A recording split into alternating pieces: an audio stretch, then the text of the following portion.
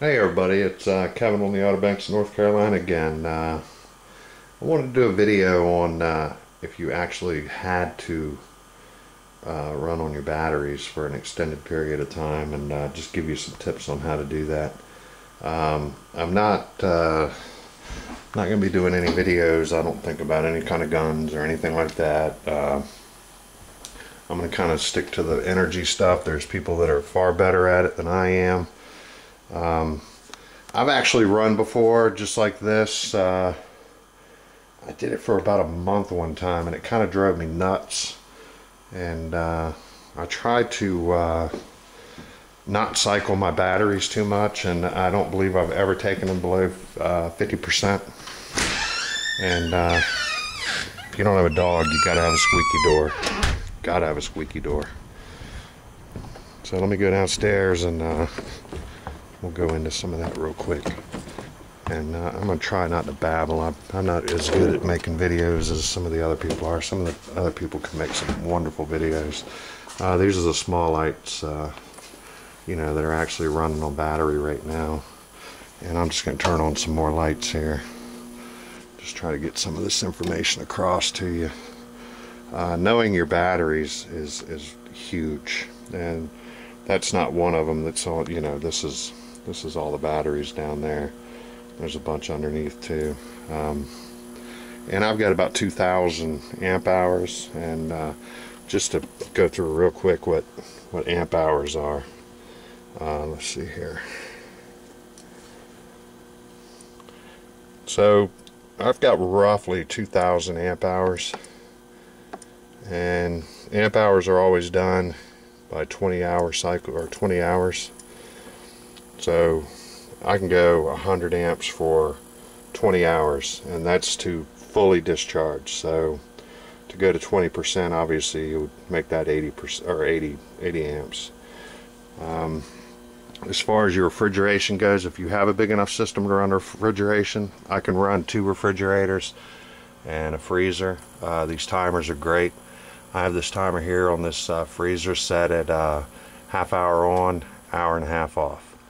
And that's 24 hours. And these timers are cheap, and it's absolutely fantastic, especially on refrigerators, because refrigerators pretty much kick on and run an entire cycle just from opening the door and getting a beer.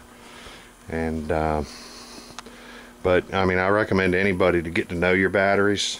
The only reason that I am also grid tying is so I can get a little monthly back on this, but also I don't want to run off my batteries. I don't want to cycle them, because your cycle is your life of your batteries, just like the odometer on your car. For example, your average marine battery is rated for 300 cycles. So that's basically, if you're pulling hard enough on them, they're going to last a little bit under a year. And I'm not trying to turn anybody away from getting those things. I think they're great. But anybody who's getting the true deep cycle batteries, which will be your industrial batteries, your golf cart batteries, they're gonna go the longest. I don't know if I'll have time to go through this book. If you guys want to leave me some comments, I'll be glad to just do a simple, not say anything, or maybe just say a few things and go through a bunch of these pages, because this actually has stuff on how to calculate exactly how much battery capacity you need, how long it'll last. This thing also has all your different kinds of batteries in it, and I had gone into that book in a previous video to show you how to calculate your wire size for your inverters and all that. And I think a few people were kind of shocked by that, how big the wire was. And I've always pushed for how big the wire is. But learning these systems and all that, anybody who actually lives off the grid, I mean, they can do it without even thinking about it. They know exactly what they can do, when they can do it. And so can sailboaters. People who live on sailboats, they do the exact same thing. They live off the wind, and they live off of solar, and they know how to do it. And I recommend to you guys to learn how to do it, learn what your system will do, And it really doesn't matter what size your system is. I think anybody who has any kind of a system, I mean, I applaud you. I think it's great. Goat Hollow, wonderful channel there. He recently did a video on his 45 watt Harbor Freight system, which was just, I mean, it was awesome. I mean, it was 5 stars, good stuff. If you go on my channel, you'll see I'm one of his subscribers. It's Goat Hollow. And that's an example of a small system, but he did it right. He did the wires right, he did the venting, he did everything, did the panel angles. You know, so I'm not doing this to say, you know, well, my system's bigger than yours. I mean, my goal was to get to where I could do refrigeration and lighting, and to be able to say that I could go indefinitely. Another thing that you really want to pay attention to is say if you had to go on solar for a long period of time, is weather. And the biggest one of weather is your barometer. And if you watch your barometric trends, because you may not be able to get information on what's going on with weather.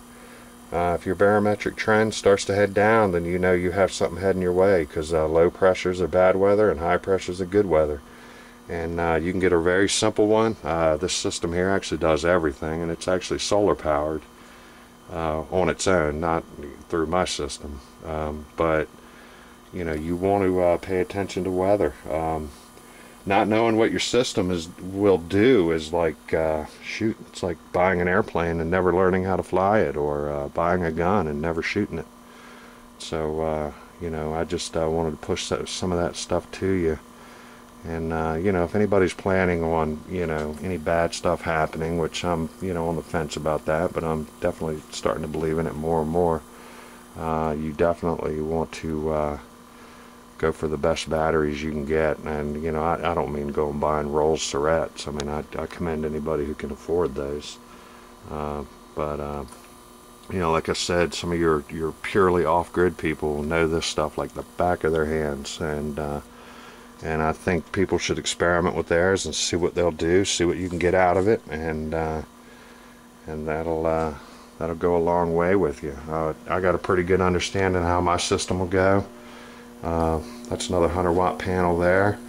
I'm also going to recommend to a lot of people, if you're going to get into this, you want to buy a great charge controller. You want to get your batteries going. It doesn't matter what size your array is. The more batteries, the bigger your gas tank. And you know, so buy a charge controller that you can anticipate that you may be adding on and adding on. You don't want to, you know, have to stick your charge controller on eBay and go after another one. Just get a big one. It doesn't matter.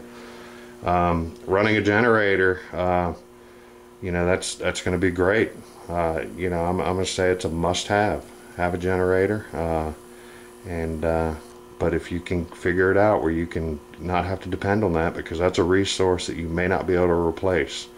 When you burn up all your fuel, you know, you're done. So learn your solar.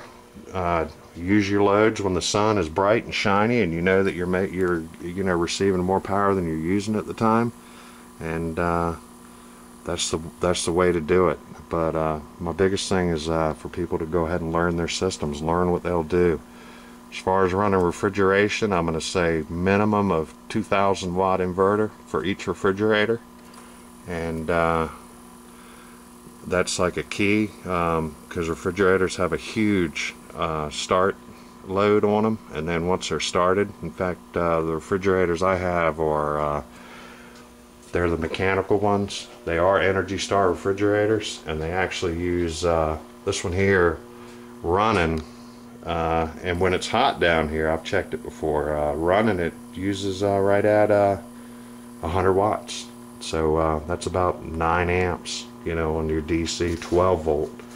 So and to run them on a timer just works fantastic. And those timers, you can adjust those things to you know, to change how often it's going to run, or you know, you'll figure out whether it's keeping up or not. But you know, having varying temperatures in your refrigerator is not a big deal. You know, you just want to, you know, thank the Lord that you have a running refrigerator, and you know, have some lights and things like that. But one thing I do want to know is, if you guys want to see the pages in this book, I'll I'll do a thing where I'll go in on every bit of information that I think is great. And I've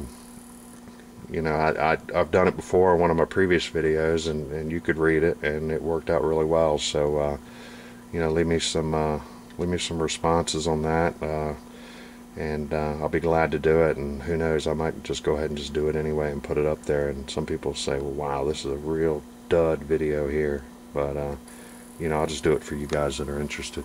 Thanks for watching. You guys have a great night, and I'm glad to be back in the country, and I hope I'm going to be here for a little while. I'm a little tired of traveling right now.